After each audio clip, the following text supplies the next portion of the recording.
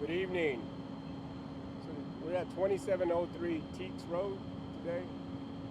So at 6:19 we had a call, a dispatch for an apartment fire.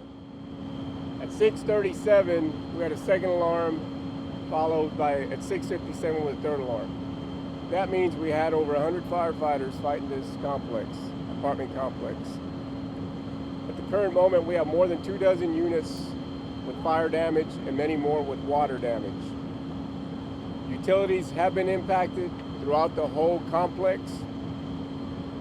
Red Cross has been notified. Also, arson's on scene to try to determine the cause of the fire. And we've done a lot of work. HFD is always showing up. We do have our rehab team that made sure our firefighters were well hydrated, taken care of.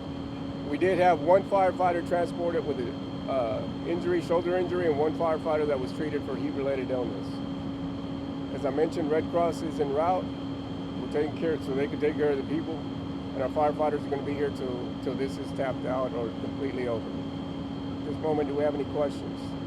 We had talked with some of the displaced residents, and they said that perhaps the fire trucks that responded had trouble getting to where they needed to be because people were parked blocking the fire lanes. Was that an issue?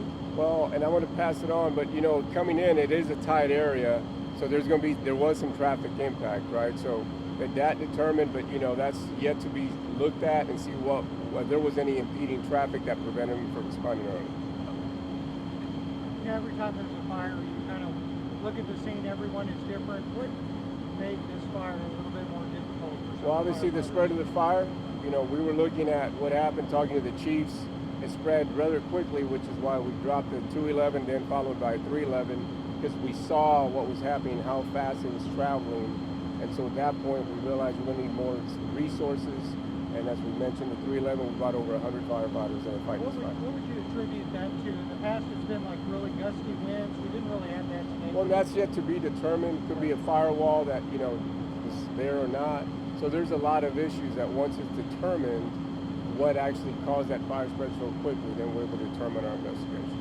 I think some people may look at this and see that there's like a fire department right there, and this is here for it to get so big so quickly.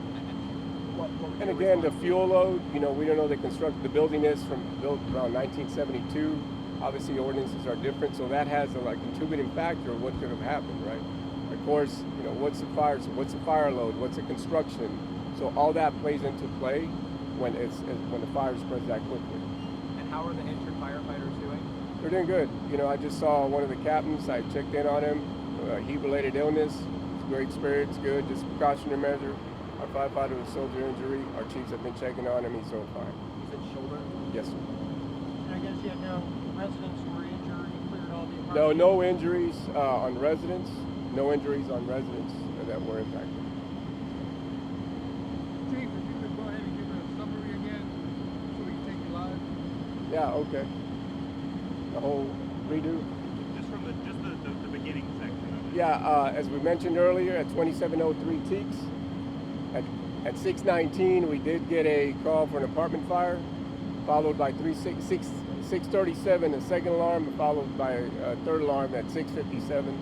At this point, that means we had 100 firefighters respond to that. You have 24 units with fire damage and a lot more with water damage. The utilities have impacted the whole complex. Arson is on scene trying to investigate the cause of origin. We do have our Red Cross on the way that are coming in. We had two injuries. Actually, one was heat related, and the other one was shoulder injury. That's it. But thanks to our rehab people, everybody here, our firefighters well hydrated, taken care of to ensure that their safety was taken care of. I did have one more question. Do you have an estimate on how many residents have been displaced? Well, at this point, we're trying to get that number, but pretty much the whole complex right now is not. We have a lot of work to do. Utilities have all impacted that. So at the current time, this whole complex has been shut down. How many units is the complex? That's what we're trying to get. We're waiting for the apartment manager to get here and give us that information so we could get determined. But from just what our firefighters saw and our chief saw, several units have been damaged, and of course now the whole complex, because we don't know what could have happened, but everything's out of commission right now. Possibly hundreds? Yes, sir. I mean, that sounds about right. Yeah. So 100 units units? Yeah, or more. Yeah, we're Okay. trying to determine that once. Residents? I don't know if 100 units were impacted, but hundreds of residents have been Yeah. impacted.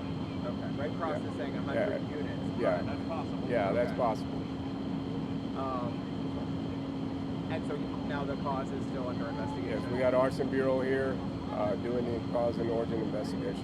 Is there any early indication that something Not yet. suspicious You know, happened? we got to look at that. That's up to the arson. We got some amazing arson investigators that have been doing a great job, and they'll be able to determine that.